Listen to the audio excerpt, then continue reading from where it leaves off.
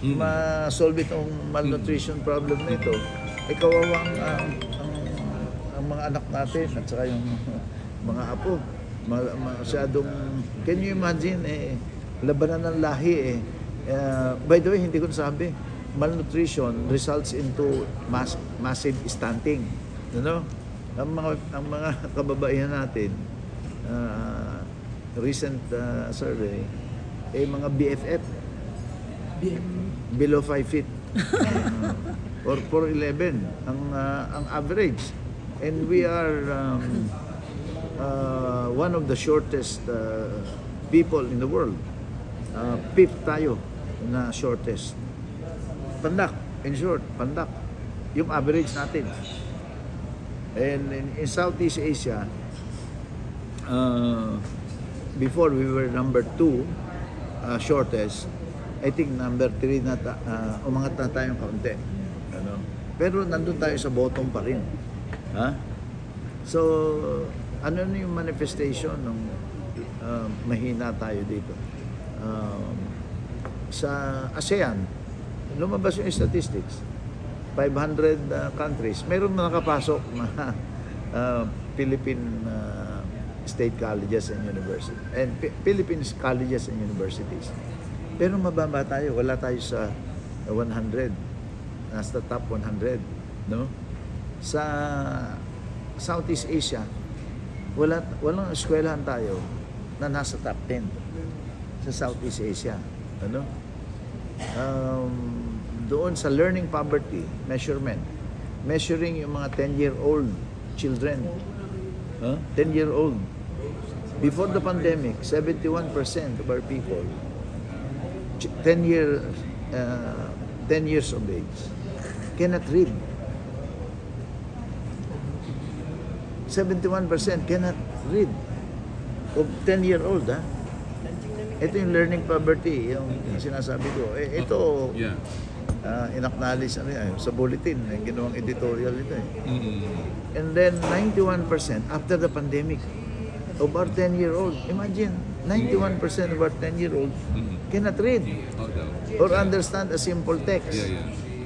So don't be surprised if they cannot read, ang performance nila sa school mababa. Of course, maraming factors that impact on our education, no?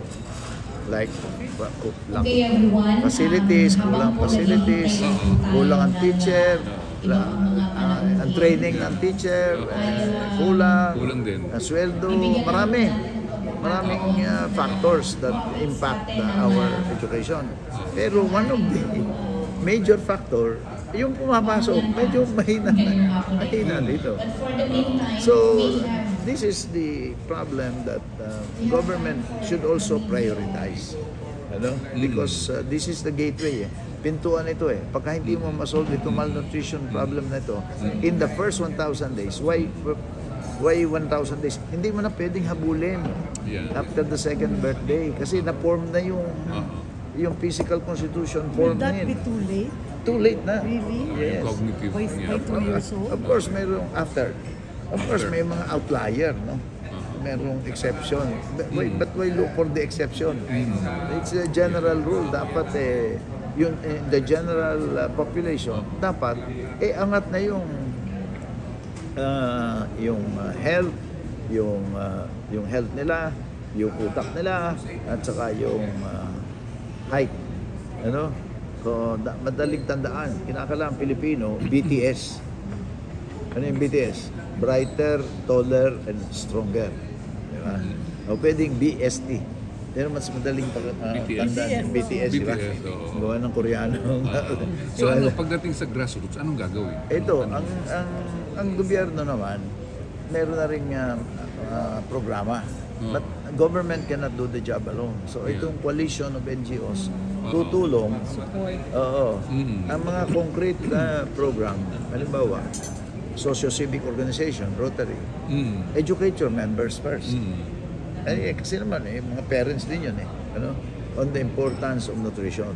Kasi hindi naman lahat na, hindi lang man undernutrition may overnutrition din May problem, obese, mali din yun. Mali din. Okay? So, take care of your own backyard, family, your own organization. And then kung may mga business executives, your company, employees, ituro mo rin ito. Di ba? Tulungan lalo lang yung mahihirap. And then, for the socio-civic organizations or business organizations to adopt communities. Ayan, adopt a barangay. But always in tandem with the government, with the barangay government, para ma-identify yung mga buntis na nangangailangan ng tulong. Then magkakaroon ng joint program yung barangay at saka yung NGO, identifying those that need to be assisted at merong mga programa. First 3 months, second 3 months, for third 3 months of pregnancy. And then 6 months exclusive breastfeeding, then solid food plus semi-solid, solid plus breast milk. No formula. No formula. Kasi may milk code tayo eh. May batas eh na kinakailangan talaga exclusive ng milk. So, if ma-achieve natin yung BST na yan, BTS, Filipinos will be better placed. Pagpasok sa school, mas prepared. No? And then, productivity, mas mataas. Meaning, kung ano yung trabaho, hindi yung puro menial jobs ang pwedeng gawin na repetition o move lang ang alam, di ba?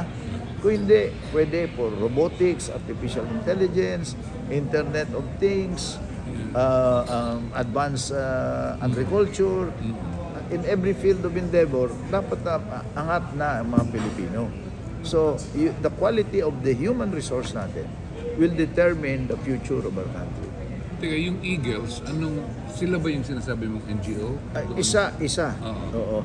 Ang fraternal... You're part of the group? Oo. The Fraternal Order of Eagles is the biggest socio-civic ngayon organization. Bigger than mga Rotary, bigger than... Oo, mas malaki sila. But isa sila, nagpirmahan na yung coalition. Ang coalition, ang pangalan ng coalition, Children's First 1,000 Days Coalition, CFDC. CFDC. We are about 50 organizations now.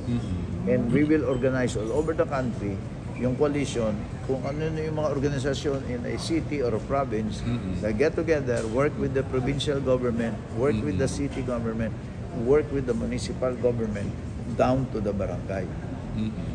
So, in tandem, government at saka NGO. GO plus NGO. GONGO. Hindi pwedeng government lang. GOGO. Hindi pwedeng NGO lang. NGONGO. It has to be GONGO or GOGO. No? So, yan ang direction. And we dream, ito naman, we share with the National Nutrition Council that in 1 decade, because other countries did it very fast. Ang Peru, 8 years lang. I think Thailand now is doing very well. Maraming countries talagang isinama itong nutrition as a major program of government. Sa Peru, kaya naman ang extraordinary ang achievement nila. Lahat ng naging presidente, 3 presidents, in-embrace itong program na ito kahit na hindi siguro magkakasama sila. But hindi yung pagkatapos sa isang presidente nakalimutan na. Ay tinuloy-tuloy yung programa. No? Ngayon puro nagiging Miss Earth, Miss Universe, Miss ganito, puro halos lahat puro halo na yung mga di ba? Yung mga walang halo ay maliliit. But genes is only 50%. Environment is 50%. So huwag sabihin na maliit hindi nalalaki. Hindi. The environment can change that. Bakit yung mga Pilipino magpipinsan, yung naiwan dito, maliliit. Pagka napunta sa Amerika, sa Canada, bakit sila lumalaki? So, nutrition. Di ba? Nutrition yun. So, pagkain. dami na. Ginaya. Kasi kadalasan ko naisip pag sabing malnutrition. Dalawa lang. Kulang sa kinakain, kulang sa dami. Ano ba yung kailangan? Oo. Yung sa programa, naka-identify na what is the general nutritional requirement. At pagka nagbuntis, mas may dagdag. Ituturo din yon. Mas yung calorie mas mataas. Nandun na sa manual yon. Sa manual. Kung saan kinukuha yung calorie? Well, nandun na yung mix. Kung ano, kung protein, go, grow, glow. Yun na yun. Ano yun? Go, grow, glow. Yung carbo, grow, protein, glow, mga vegetables, and Good afternoon, everyone, once again. Thank you, sir. At nandito na ngayon ang ating national president na walang iba po kundi si Eagle Ronaldo F. De Los Santos.